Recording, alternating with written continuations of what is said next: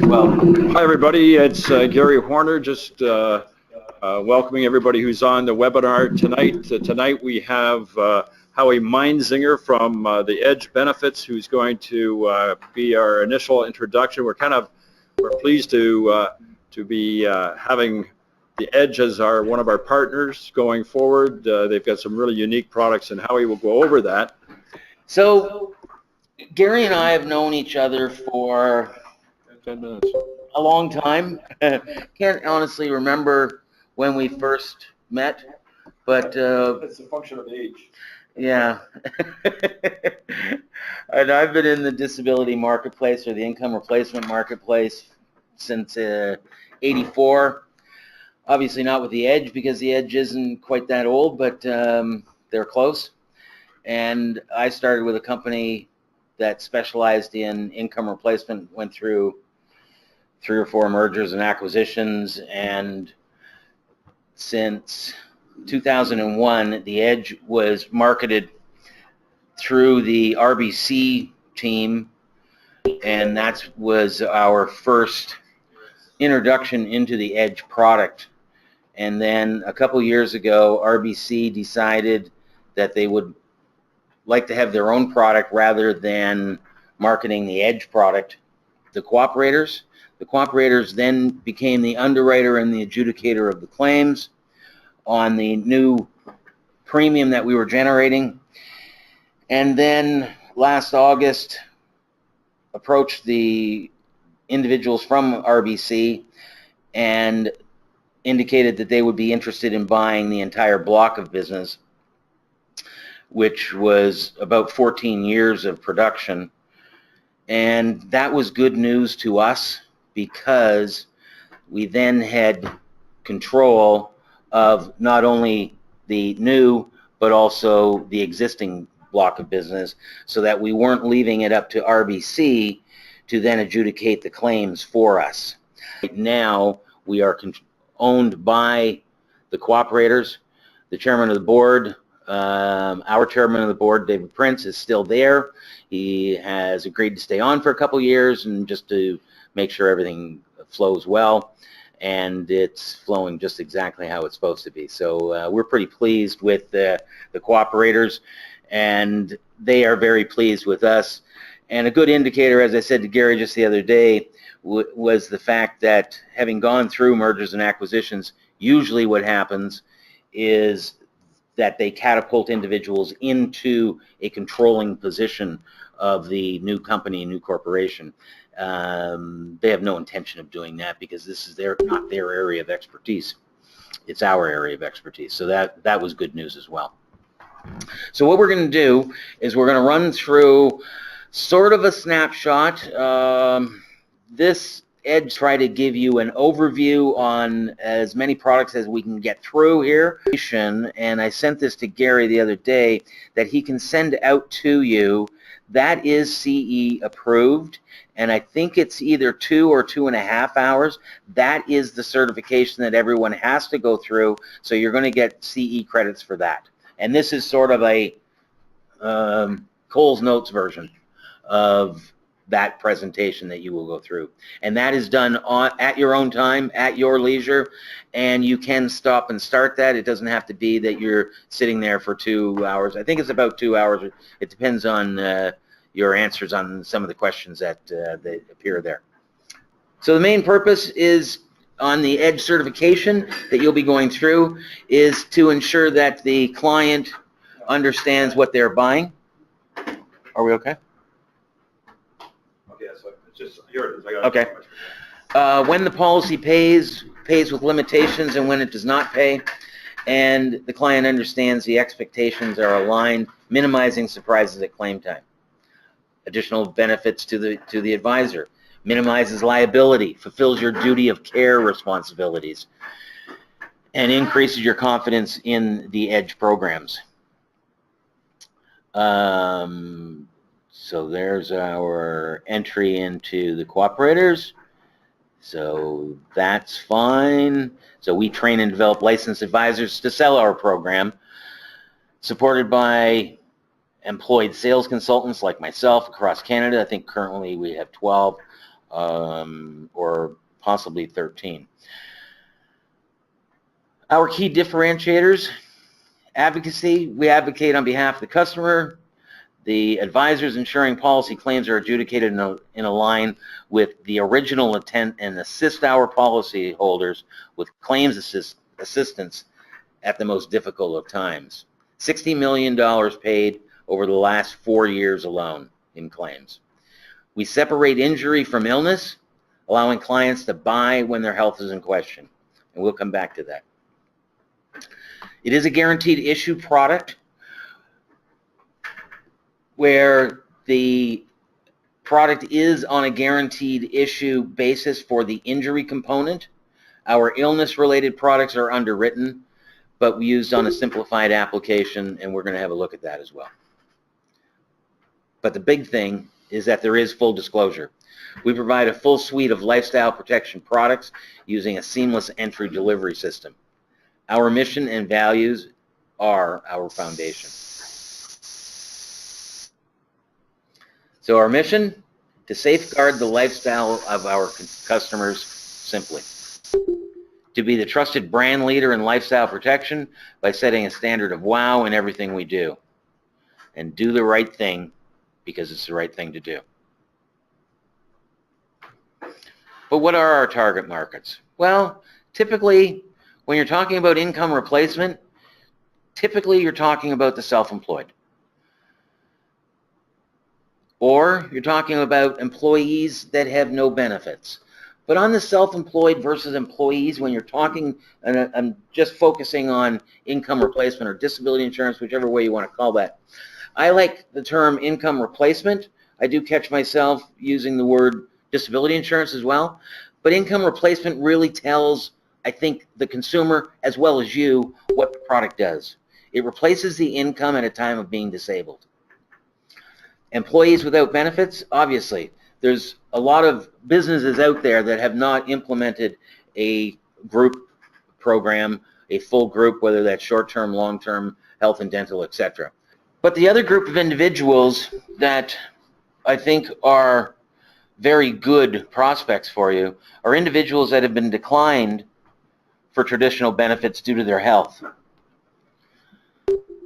Some people may have questions on that, and we are going to look at that because that's an important area of focus, because those individuals are wanted to get benefits but were declined because of, in some cases, their health, in some cases for CI, for family history.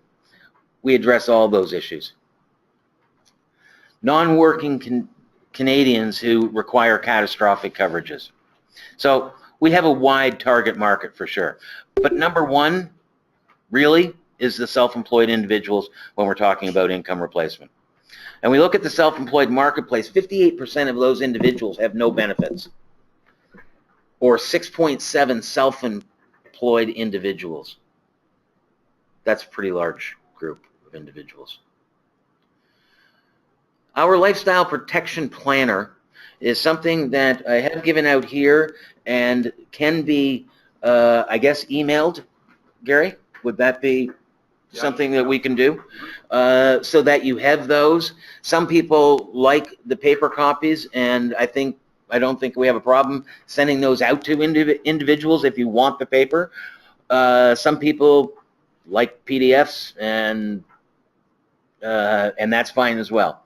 But it is really an easy guide. And there was a lot of slides in this, so what I tried to do was condense this down so that we're looking at not every piece in this, but at least the important parts that are important to you.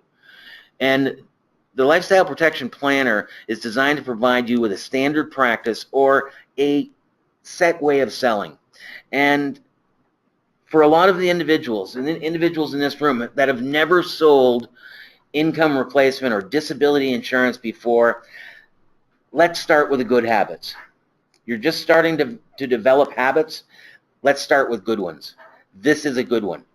If you do this on a regular basis, you can't make mistakes, and nobody can come back and say that you didn't do your job.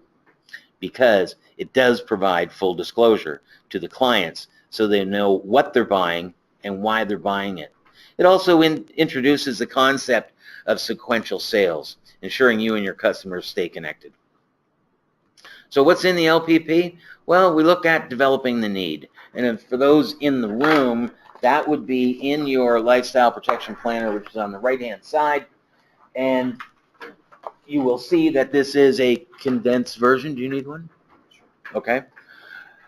You will see that what we're going to look at is not the full-blown going through every page, but I've sort of trimmed it down, and we will look at some of these in a little more detail.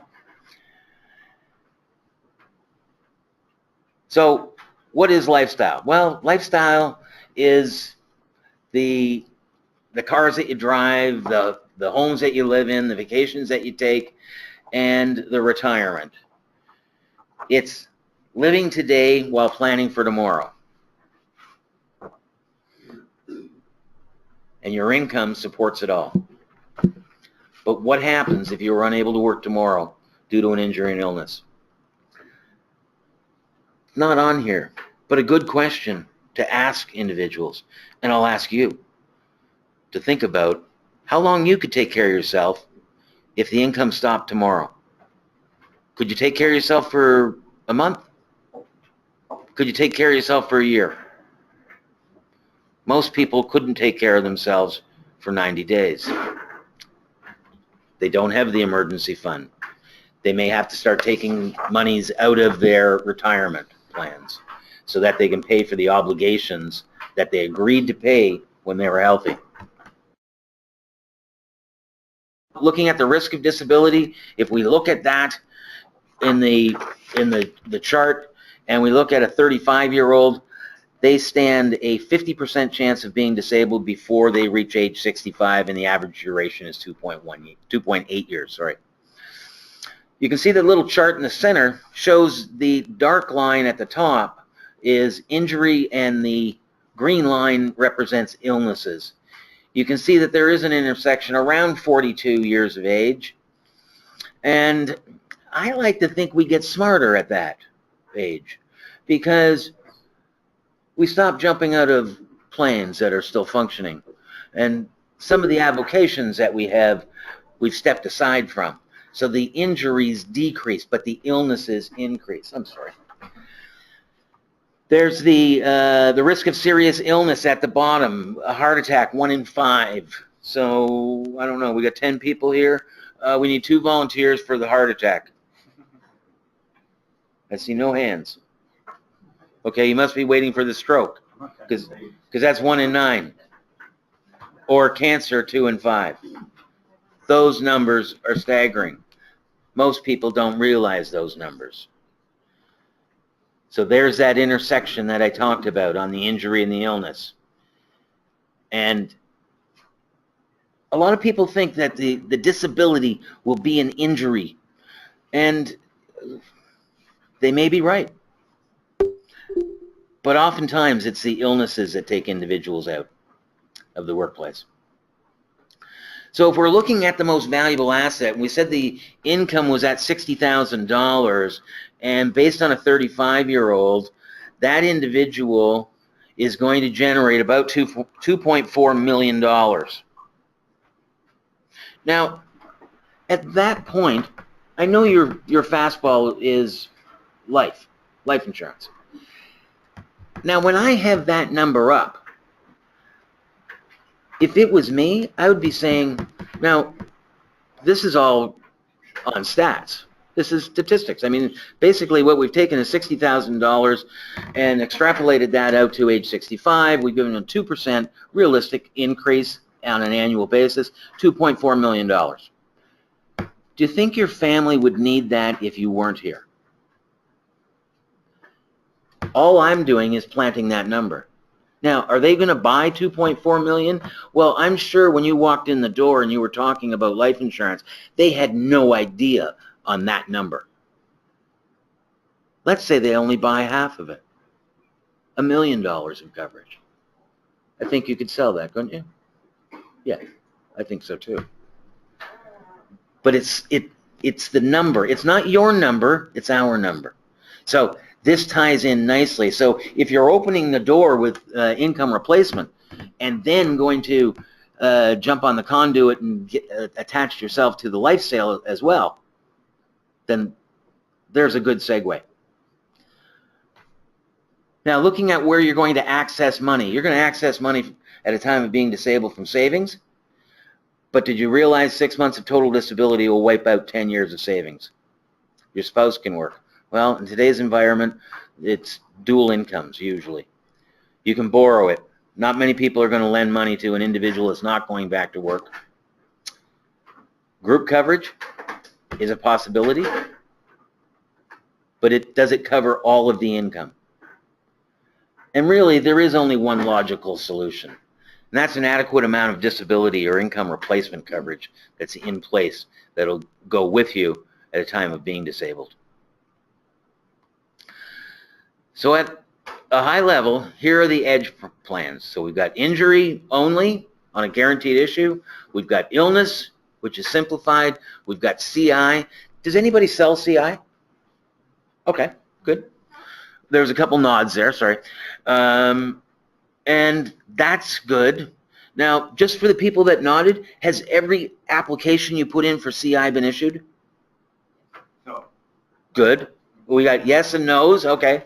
Well, we have a guaranteed CI, and we are going to cover that off. That's for individuals that weren't able to get a traditional product. We have a health and dental program that is designed for individuals, obviously, that don't have health and dental. And usually it's the self-employed individuals that are looking for something like that. The reason they are looking for it is because they want to run everything through the business, right? That's a tax deductible premium for them. Travel meds, you can add that, or it's a standalone product. There is a final expense, so if you weren't able to get that life sale through because of health, we do offer a final expense of maximum $25,000. There is AD&D and a fracture accident program. Again, all of those guaranteed. And there's a roadside edge package designed. I know, seems easy, but it is designed for transportation industry. Truck drivers, self-employed individuals usually don't buy into the WSIB because of the cost of it. And what we do is have a 0-day elimination period, coverage to age 70, covering them 24 hours a day rather than just on the job. The underwriters of the illness and the injury, as I said, is cooperators. Green Shield looks after our health and dental. Allianz Global looks after our travel, and ACE-INA looks after that top level. So really, when you look at that and you think of us, really, we're a TPA. We're a third-party administrator. We've packaged this whole thing together and made it the EDGE product. Made it the EDGE product by going out and talking to insurers to get them to buy into our program. And this program, the EDGE Benefits, has been around for 30 years. So we're not new to the street. We are looking after individuals. So when you look at the two types of disability policies, you have a loss of income, which provides a portion to the former of their lifestyle income when they're disabled, or there's business overhead expense. And that provides a reimbursement of fixed contractual expenses. One thing, if you are talking to a business owner, the first thing I would do is talk to them about overhead. Overhead is something that they have agreed to pay, whether the business is in operation or not, such as a lease. They get locked into 3-year leases, something happens. I ask the business owner, you realize that you signed that lease twice? No. You signed it once for yourself, which is the business. You sign it once for the family. Because if something happens and that business closes because you're disabled, they still have to make those lease payments. The owner of the building doesn't say, geez, that's really too bad, Gary. Sorry to hear about that. Don't bother paying me any lease payments anymore. We'll just suck it up. No, that doesn't happen. It's business. And the business overhead expense policy reimburses those individuals for the fixed business expenses. Both plans have injury only on a guaranteed issue, and you can add illness as well. But looking at income, this is really where we get into some of the meat and potatoes, because you're talking about a business owner, typically, that has expenses, right? And that's associated with their lifestyle. So they have a gross revenue. You take off the taxes. You take off the allowable expenses, maybe even doing some income splitting in there, and you have an earned income. But what we do is, so you see those expenses? Well, we squeeze that up because we just take off the cost of goods sold so that that lifestyle income is greater than what they would have purchased based on their tax return. Now, when you did your exam, there was a question on there. And the question was, can a disabled person make more money disabled than they are while they're working?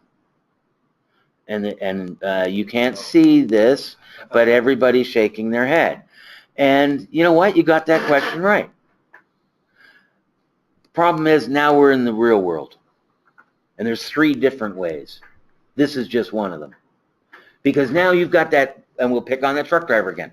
Got a truck driver. Truck drivers they're hauling on a regular basis, probably in the $140,000, $150,000 range. They don't pay tax on that. Not a chance. They get to write off things that they don't even pay for. They get to write off meals that they never bought because it's on per diem. They're gone for 12 hours. Okay. They get to write off hotels that they don't stay in. They get to write off fuel, insurance, and every other thing they can, and have an income in about $20,000. Well, if we looked at $20,000 of income, they won't be able to buy enough coverage on a traditional program to pay for their personal obligations, let alone their truck payments. We allow them to use that gross income. They don't have a cost of goods sold. So that $140,000, and in the front of your book, you're seeing a chart there that you're looking at, or a couple people are looking at, and you come across, you look at the left side, it says, could I get a water? Yeah, sure. Yeah. It shows $140,000, and it shows that individual, and I'm going on memory because I don't have it open, but I can have it open. Hang on a second. I think it's $4,500 that individual can purchase. I said 140. Yeah, $4,500 that they can purchase on an income replacement policy. Well, they're only paying tax on 20. So, remember that question that I asked? Well, there it is. I mean, that individual is going to get $50,000, or could, if he pays for it, right? Can have $50,000 tax-free coming in the door. But he only paid tax on 20. That's the kind of solutions that they need. So by using our charts, squeezing that lifestyle income as high as possible, it's important for them because they get to pay for the obligations that they have. So looking at that loss of income, provides an income replacement in the event of a disability, obviously, injury or illness. Issue ages 18 to 69, coverage to age 75 for injury, 70 for illness. Target market, all self-employed. Contract personnel. Now, don't fall into the landmine or step on the landmine that you start talking about contract workers. There's no such thing as a contract worker. They're either a worker, an employee, thank you, or they are a contract worker. So contract workers are not eligible for any group program benefits because they're not part of the company. So That's important to understand. Last week, I think it was, we went out and we saw a millwright. And I think we all know what a millwright is. And I asked him who he works for. He said, I work for myself. This individual is a contract millwright in 2 different plants. They bring him in as they need him, and he works somewhere between 40 and 60 hours a week, he told me. Wow. But contract workers in the computer industry, I mean, in every industry, they're out there. So those are the individuals that you may, don't forget to talk to them when you do come across contract workers. But the backbone of a disability policy or an income replacement policy is the definition of total disability. Total disability means that they are unable to do the important duties of their occupation. That is called a regular occupation definition. And that means that they are not in their occupation and under the care of a physician, and that is 36 months. If you've looked at group contracts, usually you see that at 24 months. So this is a 36-month regular occupation. Now, after that, it changes not to the group definition, which is unable to do any duty of any occupation within your training, education, or experience, meaning that you have to be severely disabled in order for those claim checks to continue beyond the 24th month. Ours is any reasonable occupation. And a reasonable occupation, a reasonable occupation, I think it's here. Hang on. No, maybe I did pop it out, sorry. Is an occupation that they can return to, that's available, that they can get hired in. It's not like an occupation that's only available in BC. They have to get this job and earn 80% of what they qualify for. 80% of their qualified insurable earnings. Okay? But also included in the base product, we're not looking at optional benefits here. This is basically a cookie cutter program. There is a partial disability that's built in that is going to pay them 50% if they are unable to perform either one or more of their important duties, or time, which is half the time they are normally required. That's important. That gives them a chance to fit back into their workplace and to then continue to get benefits. So they're working part-time, they're getting part of that money as earnings, and then they're getting the other 50% in our partial disability. Now, that partial disability is only a 6-month partial, so that the individual, we're giving the individual a period of time to get back to work, but it is only a 6-month partial. So you could be fully disabled. Yes. Okay, and be paid out that way. Then you're getting better. You can go back to work part-time, and then would that switch to partial disability at that time? At that time, when they go back to work in their occupation, absolutely it would. Get that for an additional 6 months as they work back into as they convalesce, right, and get back to their normal work days. Absolutely. The elimination periods, as I said, the one is a 0-day elimination, which is quite popular for individuals that are trying to replicate WSIB. But we also have a 30-day and 120-day, 120-day being more along the lines for the employee as compared to the self-employed. Bless you. So the monthly benefit amounts are determined by an individual's qualifying insurable monthly earnings, which are in that chart that I was mentioning. And the maximum that is available is $6,000. That's $6,000 tax-free per month. And that's for our top classifications, which are class AA and executive. The other classes, B, or double B, B, and A have a maximum of $5,000.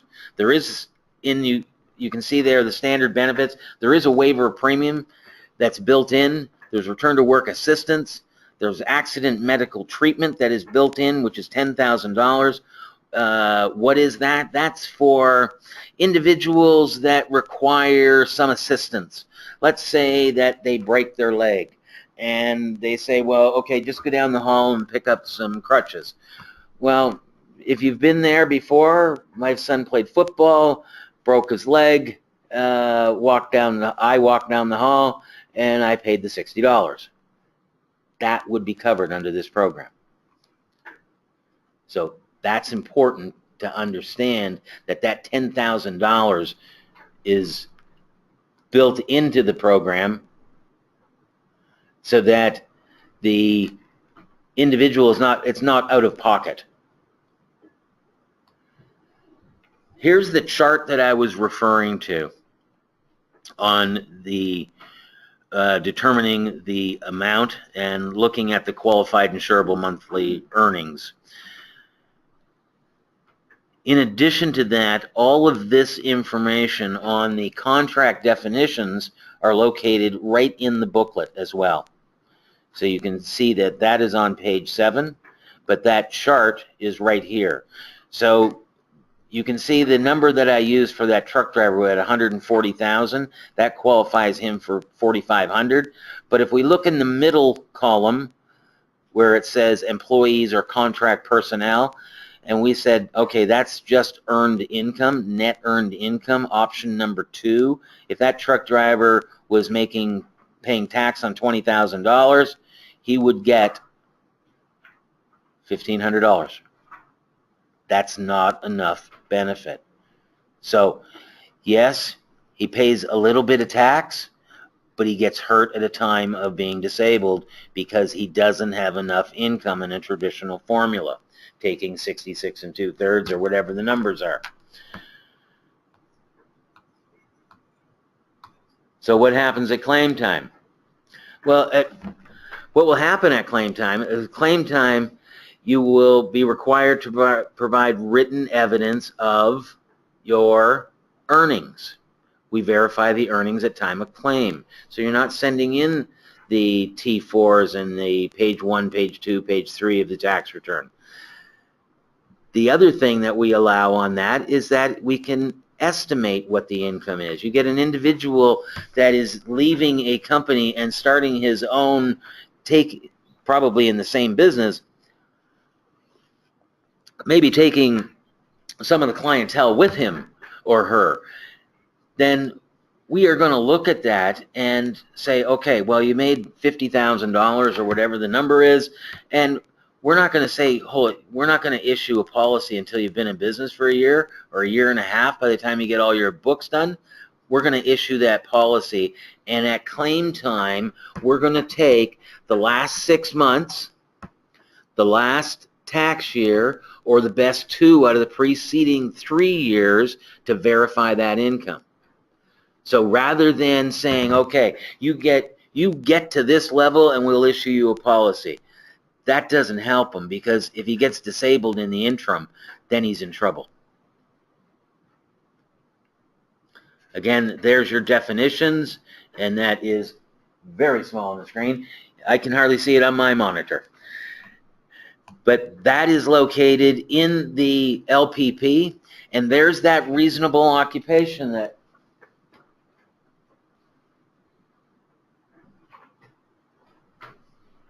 okay. Why that other screen didn't come up, I have no idea. But let's. It would come up. It's just. Is it going through Winnipeg? Okay. Okay, so we're on to exclusions, and this will come up. Gary's promised me. So there is a series of exclusions that are in there, and do take the time to go through those with the individuals, because that's the reason they are or are not going to get a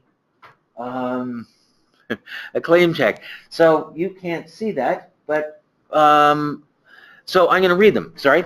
The exclusions are flying an aircraft. They will be covered if they're a passenger.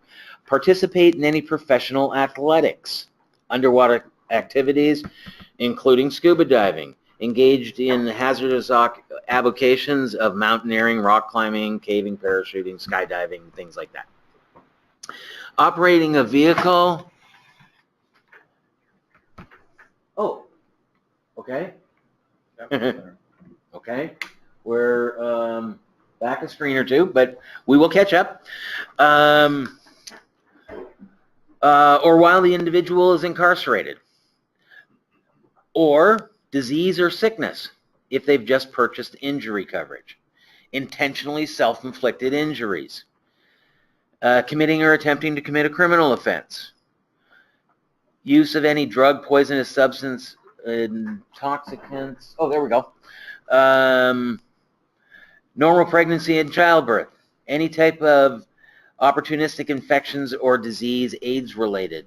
Subjective conditions, including but not limited to CFS, chronic pain syndrome, fibromyalgia, Epstein-Barr, and other subjective syndromes or conditions. Mental disorders or substance abuse disorders. And if they are in the armed forces. Also included is a soft tissue limitation. So in the soft tissue, we consider it as an injury, not an illness. That's important because if you have one of these, then you are going to get paid. There's companies out there that don't include it like that. In fact, they exclude it altogether. Most plans deem soft tissue claims as illness, in which case you must qualify medically. We include this as part of the injury coverage on that guaranteed to issue product. So the limitations are, for Class A, they can have 60 days per episode, or 40, 20, etc. Double A and executive, no limited period, lifetime maximum of 36 months.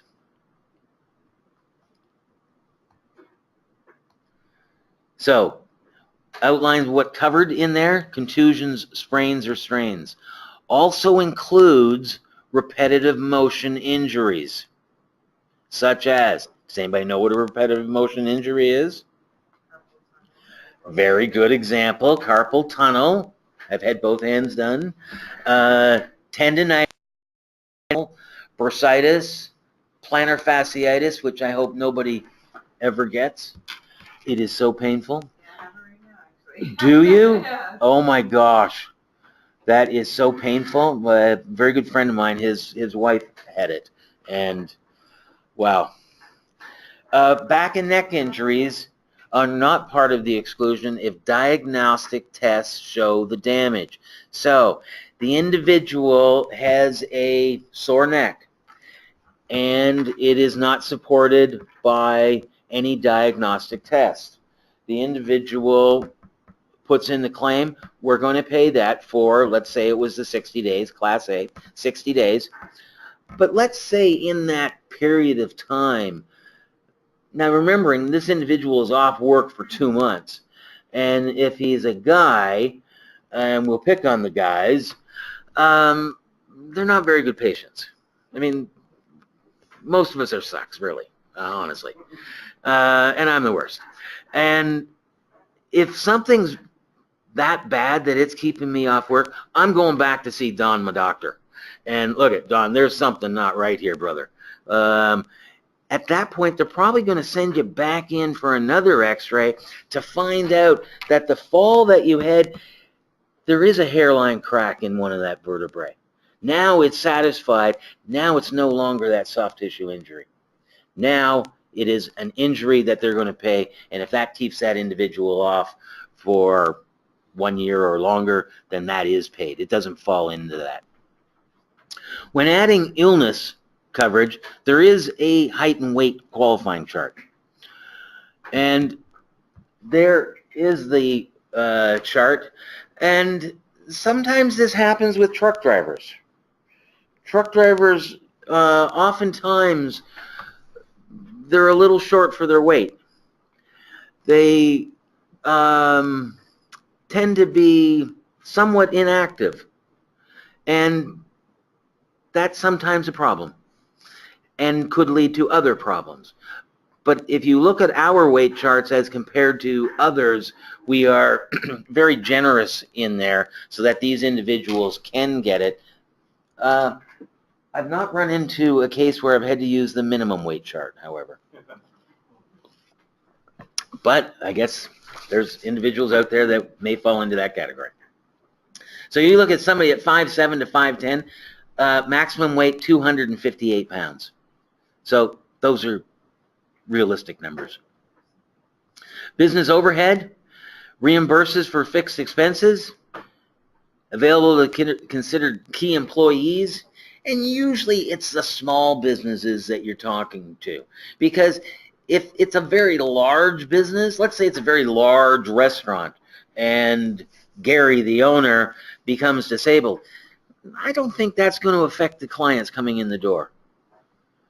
That business is still going to function just as if Gary was there. He may have to delegate some of his duties to other individuals.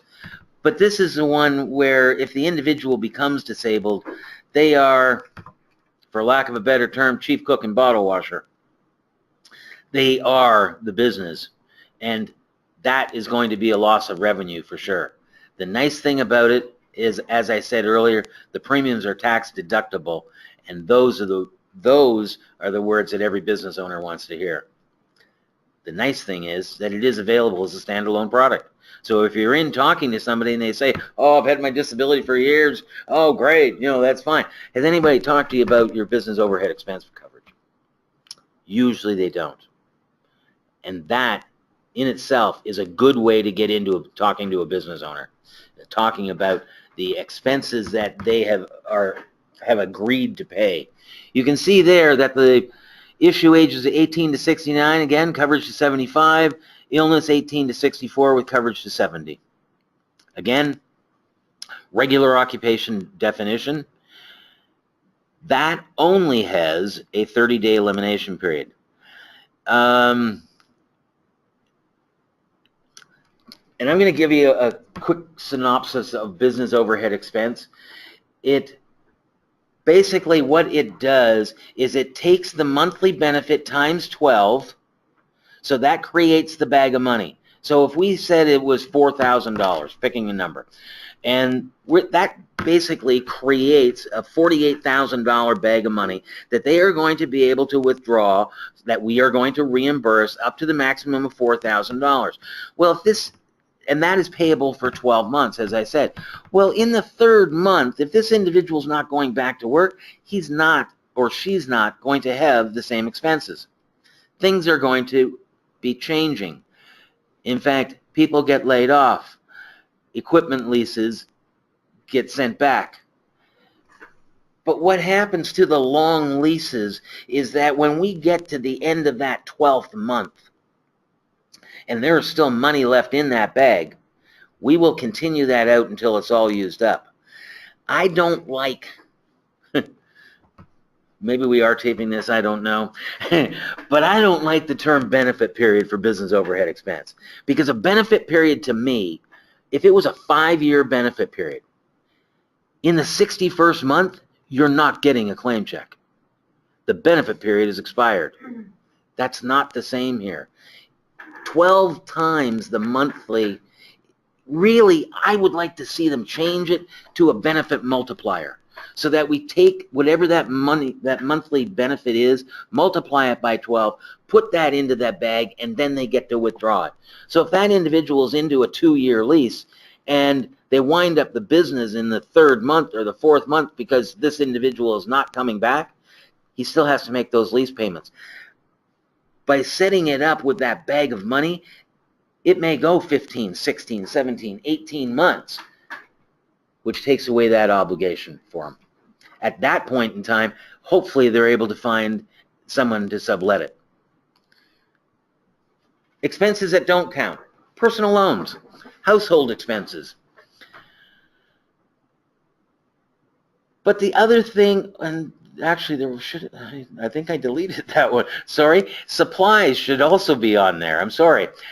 Supplies are not an expense that get included in there because if the individual was disabled and let's say they were a hairdresser and they bought all of these products that they're going to use when they get back. That's really not the purpose of the exercise with the overhead. It's to cover them for fixed expenses that they have, or expenses that are going to continue whether they're working or whether they're disabled. But the one thing we do is we allow them to buy 25% more than what they actually have on expenses. What does that do? What that does, remember that bag of money? Guess what? We just made it bigger. Now we may be able to, rather than stretch it to 18, we may be able to stretch it out to 24 months. We'll cover that 24-month lease. So that's a good one to remember. And remembering that it is a tax-deductible premium, that's important to the business owner. And it is a guaranteed renewable product. That means we cannot cancel it. We can't say, you know what, Howie, you've received more than we will ever receive from your premiums, therefore we're canceling the coverage. That can't happen. What we can do is we can increase the premiums by a class grouping. That has happened. Not on standard income replacement coverage, on the injury coverage.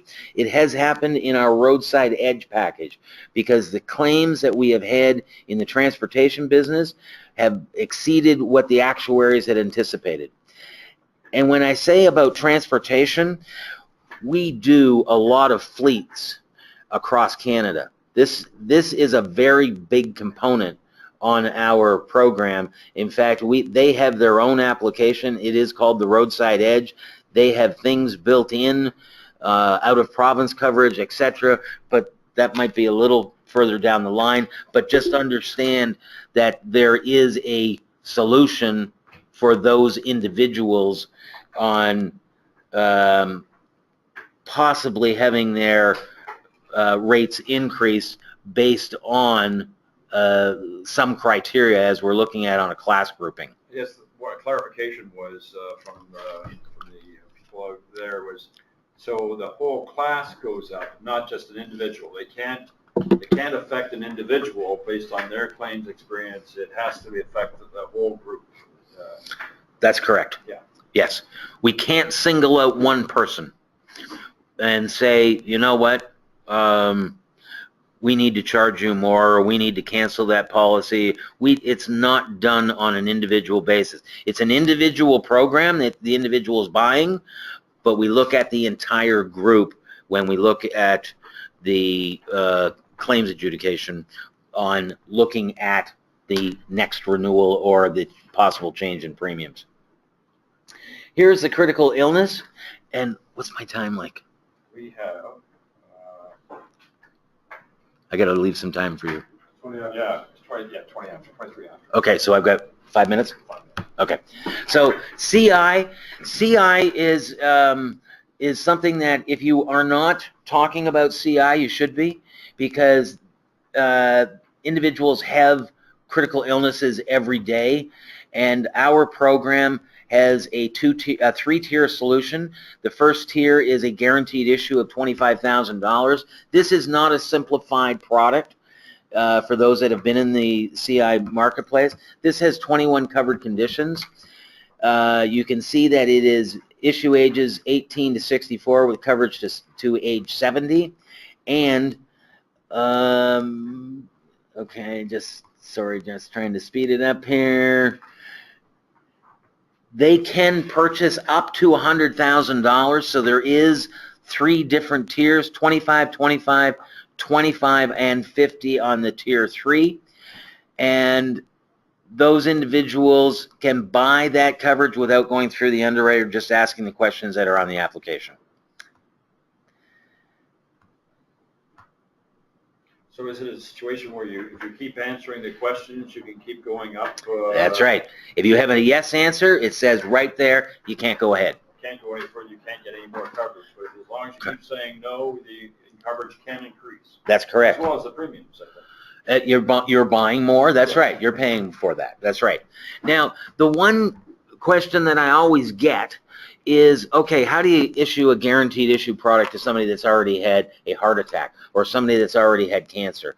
Well, there is a 2-year window in there. If the individual, let's say he's had a heart attack, then heart attacks will not be covered until that policy has been in place for 2 years. The next event, which a heart attack is, will be covered after that 2-year period. Cancer is exactly the same. However, the same cancer will never be covered. If that cancer metastasizes or manifests itself, that means that cancer cell has moved to a different location. Therefore, it is the same cancer. There's over 100 different cancers. I'm not an oncologist, so I can't answer your questions on different types of cancer. But if that same cancer comes back, it is not covered. But there is nobody out there that is issuing a policy to that individual. So if you have sold cancer or CI coverage and you've delivered a claim check, write down those people's names right now, because those are the individuals that you should be talking to probably tomorrow, because you can tell them about this new product that they can now buy. An individual's already received $25,000 or $50,000 from his first CI policy, and he's got the money, he knows the need, but he's been told that he can't get anything.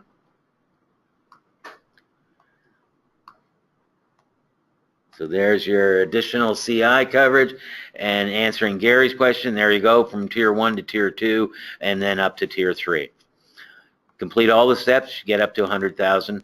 There is the final expense: fracture, accident, travel, emergency medical, and travel plus. And I will close off with this because I think I have, I don't know how many more slides, but quite a few. I'm at 44. I think I've got 65. Final expense is exactly what it states. It's a guaranteed issue, $25,000 of life insurance. The individual has to, again, survive for 2 years, and then it gets paid out.